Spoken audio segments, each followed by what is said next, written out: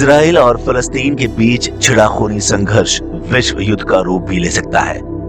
तुर्की के राष्ट्रपति रजब Tayyip Erdogan ने इजराइल के प्रधानमंत्री बेंजामिन नेतन्याहू को युद्ध की खुली चेतावनी देते हुए इजराइल को सबक सिखाने का प्रण लिया है।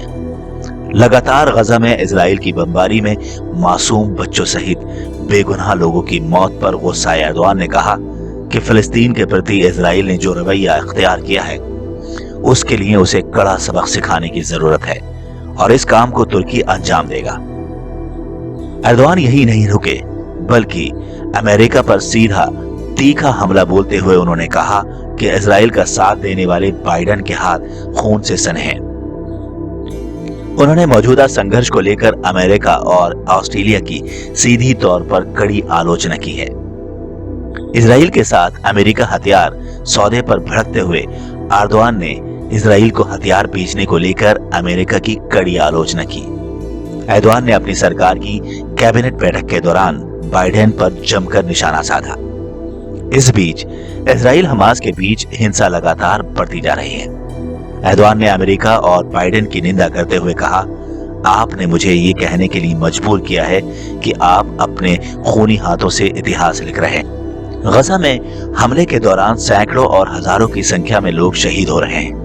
गौरतलब है कि अमेरिकी सरकार ने इजराइल को $735 मिलियन के हथियार बेचने को मंजूरी दी है। पिछले कुछ दिनों से एर्दोआन दुनिया के तमाम नेताओं से इजराइल के खिलाफ कड़ी कार्रवाई करने की मांग कर रहे हैं। इस बीच एर्दोआन ने कहा है कि मस्जिद अक्सा की तरफ बढ़ते हुए हाथ तोड़ दिए जाएंगे। उन्होंने कहा, अगर पूरी दुनिया भी खामोश हो जाए तो भी तुर्की अपनी आवाज उठाता रहेगा।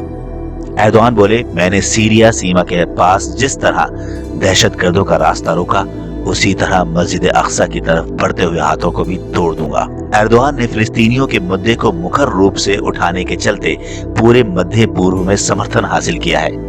एर्दोआन ने यरूशलेम में अल अक्सा मस्जिद में फिलिस्तीनियों पर हमले की निंदा करते हुए इजराइल को आतंकी देश करार दिया था और दुनिया के देशों को फिलिस्तीन के पक्ष में एकजुट होने को आह्वान किया था।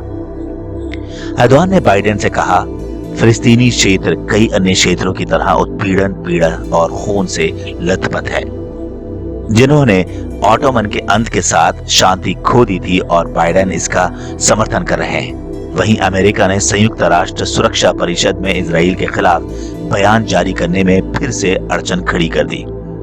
अमेरिका ने एक हफ्ते में तीसरी बार संयुक्त राष्ट्र सुरक्षा परिषद को इजराइल फिलिस्तीन संघर्ष पर साझा बयान जारी करने से रोक दिया। संयुक्त राष्ट्र सुरक्षा परिषद की रविवार को हुई आपात बैठक के बाद नॉर्वे, ट्यूनीशिया और चीन ने बयान पेश किया था।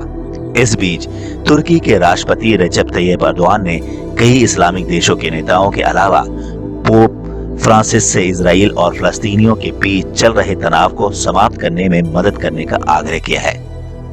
एर्दोआन ने कहा है कि इजराइल फिलिस्तीनी संघर्ष से संबंधित पोप के निरंतर संदेश और प्रतिक्रियाएं अंतर्राष्ट्रीय समुदाय के साथ साथ ईसाई दुनिया को भी एकजुट करने में मदद करेंगी। तुर्की के राष्ट्रपति ने यह भी कहा है कि फिलिस्तीन में एक अत्याचार किया जा रहा है और इजराइल न केवल फिलिस्तीनी लोगों के लिए बल्कि ईसाई और मुसलमानों सहित पूरी मानवता के लिए जवाबदेह है।